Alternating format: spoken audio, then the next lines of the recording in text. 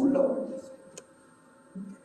얼굴은 멀리서 보면 어쩌면 다 기억은 못하고 어렴풋이 이렇게 기억할 수 있을 것 같은데 아주 특별한 게 있어요. 뭐냐 하면 이 말소리. 어디를 가면 아주 많은 사람들이 있는데 그곳 중에서 다 귀에 들리는 소리가 있어요. 뭐 같아요? 네? 내가 얼굴은 모르는 사람이야. 그런데 딱 들려지는 소리가 있는데 한국말. 그 수백 명이 있는데도 유독 제 귀에 탁 들어오는 소리 가운데 하나가 뭐냐면 중국말, 영어, 일본말 아무것도 그것보다 확 들어오는 게 뭐냐면 한국말이에요. 그러면 이렇게 하다가 눈이 싹 돌아가요. 한국말 소리만 들려지면 그 수백 명이 있는 곳에서도 눈이 싹 한국 사람. 이 모습은 저만의 모습이 아닌 것 같아요. 아마 하나님이 그렇게 들으실 것 같아요. 하나님의 사람들이 목소리를 내면 하나님의 사람이 하는 말이구나, 하나님의 사람이 하는 기도구나를 아마 금방 알아들으실 거예요. 그런 생각이 드는 거예요. 이번에 4박 5일의 일정 속에 비행기가 이륙하고 착륙하는 그런 모든 과정, 그 4박 5일 동안에 조마조마했던 그러한 모든 여정 속에서 아주 분명하게 저에게 보여주신 것 가운데 하나가 뭐냐면 하나님이 듣게 하신다. 하나님은 또 우리의 소리를 들으신다. 우리의 기도를 반드시 들으신다는 거예요. 펑라이라고 하는 곳에 이제 갔어요. 간 이유가 뭐냐 하면 그 펑라이라고 하는 곳에 교회가 있어요. 아주 교회가 우리 교회 같이 이런 교회가 아니에요. 우리 교회보다 훨씬 더 큰 교회가 있어요. 근데 그 교회에 슬머리 가서 이제 사진을 찍으려고 했더니 찍지 말아요. 저 카메라가 다 보고 있다는 거예요. 지금 교회 앞에 카메라 설치되어 있어서 누가 왔다 가는지를 다 체크를 하는 거예요. 그래서 가까이 가서 가지 말라는 거예요. 그래서 시간치 서가지고 카메라 그리고 사진을 찍었어요. 그곳의 교회의 이름은 기독교회 당이라고 쓰여져 있어요. 왜 그것을 찾아갔느냐 하면 중국에 복음이 증거될 때에 수많은 선교사들이 가서 이제는 그곳에서 순교를 했는데 아주 유독 그것이 교회가 아직도 자리 잡고 있는 이유가 뭐냐 하면 순교의 피가 흘려진 곳이에요. 미국 선교사가 그곳으로 건너갔어요. 그리고 복음을 전했는데 얼마나 열심히 복음을 전했어요. 있는 것 다 빼줬어. 있는 거 없는 것 다 줬어. 근데 이 선교사가 여자 선교사인데 굶어 죽었어. 있는 것 다 줘. 있는 것 다 줬는데 결국은 그곳에서 복음을 전하고 있는 거 없는 거 다 주고 나서 나중에는 먹지 못해서 굶어 죽은 그곳에 주님의 몸된 교회가 이렇게 아직도 세워집니다. 여러분, 하나님이 우리를 어떻게 사랑하시는가? 인간적으로 생각하면 불쌍할까요? 안 불쌍할까요? 인간적으로 생각하면 왜 그곳에 가서 왜 그게 주고 왜 굶어 죽고 주지 말고 먹고 살면 되지 라고 얼마든지 말할 수 있을 거예요. 그런데 하나님이 보셨을 때는 우리가 인간적으로 봤을 때는 슬프고 안됐고 안타까웠는지 몰라도 하나님이 보셨을 때는 그것이 복음이 전파되는 길이었기 때문에 그렇습니다. 그래서 지금껏 100여 년이 넘는 그 오랜 세월 속에 지금도 교회를 핍박하는 그곳에 교회가 아주 우뚝 서워 세워져 있고 지금도 하나님의 사람들이 모여서 예배를 드린다는 사실입니다. 더 한 가지 놀라운 이야기를 해드릴게요. 여러분, 우리 성도님 가운데 그 이금순 권사님 아시죠? 이금순 권사님. 그 권사님이 사위가 있어요. 그 사위가 중국의 선교사로 가 있어요. 그런데 거기서 만났어요. 뭐 하냐면 선교사 일을 해요. 그곳에서. 세상이 좁죠. 전혀 생각지 못한 곳에 가서 또 그분들을 만났어요. 그래서 그분들이 요즘에 교회를 중국 땅에다가 교회를 건축하고 있어요. 근데 그 교회가 조그마지 않아요. 엄청 커요. 교회를 두 개를 줘요. 하나는 중국 교회, 하나는 한국 교회. 그래서 중국 교회는 중국의 7교회를 이렇게 모아가지고 짓고, 또 한국 교회는 그 옆에 또 다시 교회를 쳤어요. 그래서 그것도 멀리 이제 들어갔어요. 들어가서 이제 사는 거죠. 먼저 이렇게 보니까 터가 굉장히 넓어요. 아마 터는 우리 교회보다 좀 더 넓은 것 같아요. 터. 우리 교회 건물이 두 개가 세워져 있어요. 그런데 왼쪽에는 중국 교회예요. 그래서 중국 교회를 먼저 들어가서 열려져 있기. 중국 교회가 천장이 우리 예배당보다 훨씬 높아요. 얼마나 크게 잘 지어놨는지. 그런데 아직 거기는 예배를 못 드려요. 공산당에 허가가 아직 안 떨어져요.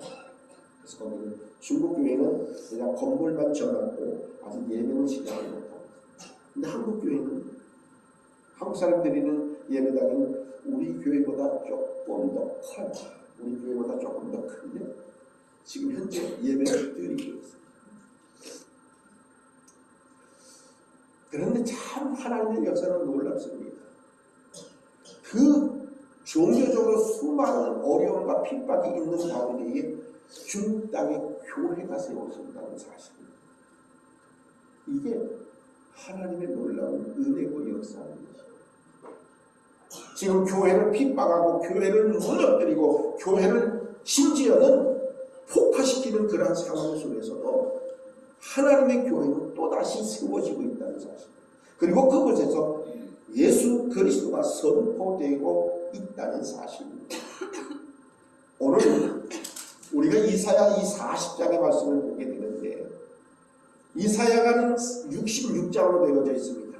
1장부터 39장까지는 이제 하나님이 이사야를 통해서 아주 무섭게 하나님의 심판을 말씀하고 있습니다. 그리고 40장부터 66장까지는 하나님의 놀라운 구원에 대한 말씀이 선포되었습니다. 그 처음 시작이 오늘 우리가 읽은 본문의 말씀입니다. 히스기야라고 하는 왕이 죽을 병에 들었다가 하나님 앞에 기도했고, 그 기도에 하나님이 놀랍게도 생명을 15년씩이나 연장시켜줬던 그 이후에 이 히스기야 왕이 조금 어떻게 보면 철부지라고 해야 되나? 아니면 왕이 이제는 그 나음의 병고침 받고 생명이 연장되어진 것에 너무너무 기분이 좋았던지 바벨론의 특사들이 보내온 그 사람들에게 이제는 다 보여줍니다. 39장에 보면 야야 우리는 이런 것도 있어 하면서 이것저것을 다 보여줍니다. 왕국에 있어진 모든 것들을 다 공개합니다. 철부지 같아요. 어떻게 보면 너무 기분이 좋았든지 너무 신이 나서 그랬는지 있는 거 없는 거 39장에 보면 야야야야 우리 이런 것도 있다, 우리 저런 것도 있다, 그렇게 다 보여주고 납니다. 그런데 이사야 선지자가 누가 왔다 갔는지 묻습니다. 그리고 왕은 이제는 바벨론에서 특사들이 왔다 갔다고 그렇게 대답을 하고 뭘 보여줬느냐고 물었더니 뭐 다 보여줬지 뭐 이렇게 대답을 합니다.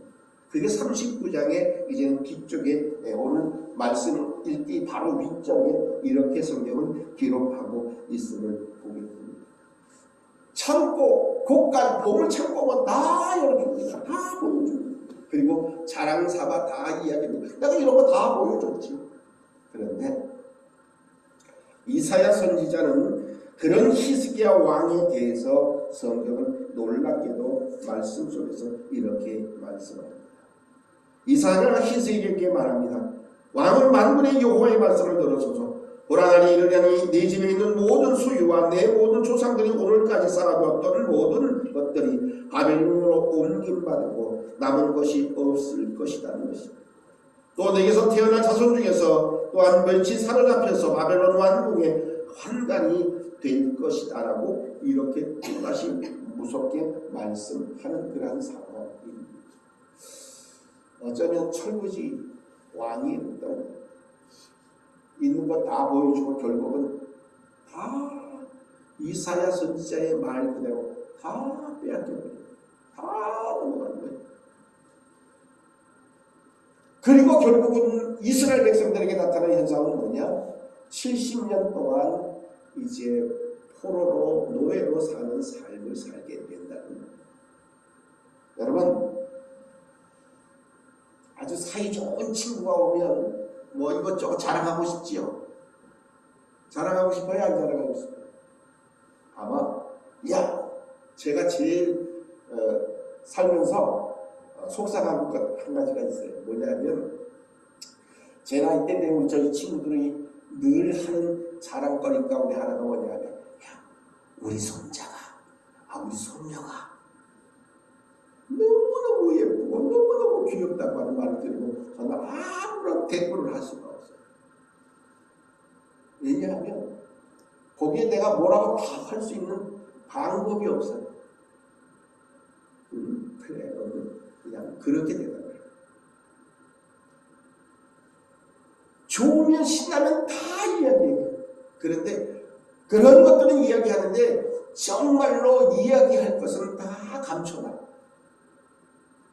금이 있는지. 여러분, 우리 집에 너 금덩어리 이만큼 있다라고 자랑하는 사람 있어요? 아니야, 나 우리 집에 통장이 하나 둘 셋 넷 다섯 여섯 이렇게 많어. 그러고 살아가신 분 계세요? 안 계시죠? 있어도 어떻게 해요? 없는 척해요. 근데 이 히스기야 왕은 조금 팔불출인지 어쩐지 이거 있고 저거 있고 다 있어. 그런데 결국은 어떻게 되세요? 결국은 다 뺏기고 말았어. 그리고 자기만 빼앗기는 게 아니라 백성들 거를 다 뺏기는 거예요. 결국은. 지금 어쩌면 우리나라 모습과 흡사한지도 그런 고통스러운 세월을 살게 되는 그들에게도 하나님은 또다시 오늘 이사야 선지자를 통해서 이제는 희망과 위로의 말씀을 선포합니다. 40장 1절에 그래서 이렇게 말씀합니다. 너희 하나님이 이르시되 너희는 위로하라. 내 백성을 위로하라. 이렇게 말씀합니다. 정말로 힘들고 어려운 상황 속에서 하나님의 백성들이 위로받기를 그리고 소망 가운데 살기를 원하셔서 이사야 선지자를 통해서 다시 한번 분명히 말씀하고 있습니다. 이사야 선지자가 심판만을 말한 것이 아니라 하나님의 말씀 속에서 오늘 놀랍게도 소망의 말씀, 위로의 말씀을 선포합니다. 너희는 위로하라. 내 백성을 위로하라고 이렇게 말씀하고 있습니다. 여러분, 죽을 똥 살 똥 어려운 상황 속에서 무슨 말이 여러분들에게 위로가 될까요? 어떤 말이 나의 삶의 가장 큰 위로가 될까? 아마 생각해 보시길 바랍니다. 그런데 하나님은 힘들어 고통당하고 애쓰는 하나님의 백성들을 향해서 위로하라고 이사야 선지자를 통해서 말씀을 하고 있습니다. 그 위로의 놀라운 말씀은 뭐냐 하면 바로 2절에 이렇게 말씀합니다. 2절을 함께 봉독합니다. 시작. 너희는 예루살렘의 마음에 닿도록 말하며 그것에게 외치라. 그 노력의 때가 끝났고 그 죄악이 사함을 받았느니라. 그의 모든 죄로 말미암아 여호와의 손에서 벌은 대라 받았느니라 할지니라 하시니라. 바로 진정한 위로의 소망의 말씀은 다름 아닌 죄를 용서하시겠다는 말씀입니다. 이스라엘 백성들이 망한 이후 70년 세월 동안에 포로로 끌려가서 고생을 했던 이유가 어디 있느냐 하고 하나님 앞에 범죄했던 이유입니다. 그 모든 것을 이제 사해 주시겠다는 겁니다. 용서하시겠다는 겁니다. 이제 노역의 때가 끝났다고 이렇게 말씀합니다. 그 죄악이 사함을 받았다라고 이렇게 분명히 말씀 속에서 선포하고 있는 겁니다. 성경 한번 찾아볼게요. 에베소서 1장을 한번 시작 성경에 에베소서 1장을 한번 찾아볼게요. 시작 성경 에베소서 1장 7절의 말씀을 함께 제 성경에는 310쪽이 있습니다. 신약성경 310쪽에 에베소서 1장 7절의 말씀을 찾으셨으면 함께 공독해 보겠습니다. 310쪽이 있습니다. 신약성경 310쪽 에베소서 1장 7절의 말씀입니다. 찾으셨으면 함께 공독합니다. 시작. 우리는 그리스도 안에서 그의 은혜의 풍성함을 따라 그의 피로 말미암아 속량 곧 죄사함을 받았느니라.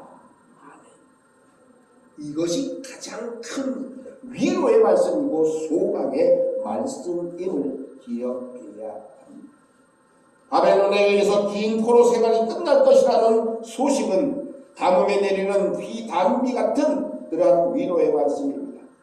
그러나 그것보다 더 큰 위로의 말씀은 바로 하나님의 용서라는 사실입니다.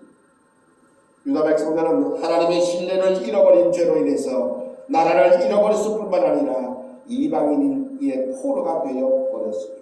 70년 세월 동안에 엄청난 고통과 고난 속에 살았던 그들의 노력이 이제 끝났다는 겁니다. 다시 말하면 하나님께서 이스라엘 백성들의 죄를 용서해 주실 것을 말씀 속에서 약속하고 있습니다. 속량 곧 죄 사함을 받게 해 주셨다는 사실입니다. 유다 백성들이 죄를 용서받은 것은 죄에 대한 벌을 다 받아서가 아닌 진정한 하나님의 은혜라는 사실입니다. 그 은혜의 풍성함을 통해서 주신 위로의 말씀이 바로 용서요 죄 사함을 받았다라고 하는 말씀입니다. 그래서 2절에는 분명히 말씀합니다. 이제는 그의 모든 노력의 때가 끝났고 그 죄악이 사함을 받았다는 것입니다. 두 번째 위로의 말씀이 뭐냐 하면 이제 주님이 하나님이 직접 오신다는 겁니다. 곧 예수 그리스도의 이 땅에 오신다는 사실입니다. 오늘 말씀 속에서 다시 한번 성경은 우리들에게 이렇게 말씀해 주고 있습니다. 두 번째는 바로 3절로 5절까지의 말씀, 바로 이 말씀입니다. 함께 봉독합니다. 외치는 자의 소리여 이르되 너희는 광야에서 여호와의 길을 예비하라. 사방에서 우리 하나님의 대로를 평탄하게 하라. 골짜기마다 노도지며 산마다 언덕마다 낮아지며 고르지 아니한 것이 평탄하게 되며 험한 곳이 평지가 될 것이며 여호와의 영광이 나타나고 모든 육체가 그것을 함께 보리라. 이는 여호와의 입에 말씀하셨느니라. 하나님이 말씀하신 그 말씀입니다. 이제는 다시 한번 너희는 온전히 모든 육체가 그것을 함께 보게 될 것이라고 이렇게 말씀하고 있습니다. 하나님의 아들 예수님이 이제는 사람의 몸으로 오시겠다는 그러한 말씀입니다. 그래서 요한복음 1장 14절의 말씀은 이렇게 증거합니다. 말씀이 육신이 되어 우리 가운데 거하시매 우리가 그의 영광을 보니 아버지의 독생자의 영광이요 은혜와 진리가 충만하더라. 이렇게 말씀하고 있습니다. 말씀이 이제는 육신이 되어 우리 가운데에 거하시다는 겁니다. 그것이 바로 예수 그리스도의 이 땅에 오심입니다. 그것을 우리가 이 대림절 기간 동안에 준비하며 기다리고 있다는 말씀입니다. 바로 하나님의 아들 예수 그리스도가 사람의 몸으로 세상에 오셨고 오신 것으로 끝나지 아니하고 그는 온전히 고난을 당하셔서 우리를 친히 위로해 주시고 계십니다. 히브리서 2장에 말씀합니다. 그가 시험을 받아 고난을 당하셨은즉 시험 받은 자들을 능히 도우실 수 있느니라고 이렇게 말씀하고 있습니다. 바로 예수님은 모든 사람들을 위한 희생제물이 되어 주셨고 십자가에 달려서 물과 피를 다 흘려 우리의 죄값을 치루어 주셨습니다. 바로 우리를 위로하기 위해서 직접 우리 가운데 오신 이 하나님의 사랑을 우리가 기억해야 합니다. 이것이 바로 두 번째 위로와 소망의 말씀인 것입니다. 유다 백성들에게 선포된 위로와 소망의 말씀처럼 이제 하나님은 무엇으로도 씻을 수 없는 우리의 죄 또한 용서하시며 위로하신다는 사실. 하나님 앞에 범죄했던 유다 백성들의 모든 죄를 이제 하나님이 용서하실 뿐만 아니라 더 나아가서 하나님의 아들 독생자 예수 그리스도를 이 땅에 보내주셔서 그 육체가 이제는 우리 모두가 함께 보게 하시고 더 나아가서 우리를 사랑하셔서 십자가에 죽으시고 물과 피를 아낌없이 흘려주신 하나님의 은혜와 하나님의 사랑을 우리 모두가 반드시 기억해야 할 것입니다. 사람의 몸으로 세상에 오셔서 십자가에서 죽으시고 부활하신 우리 주님, 바로 우리의 위로의 하나님 되어 주심을 반드시 기억해야 합니다. 성경을 한 문장 더 찾아볼게요. 고린도 후서 1장의 말씀을 보겠습니다.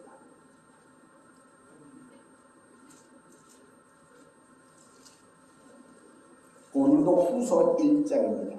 신약성경 286쪽에 있습니다.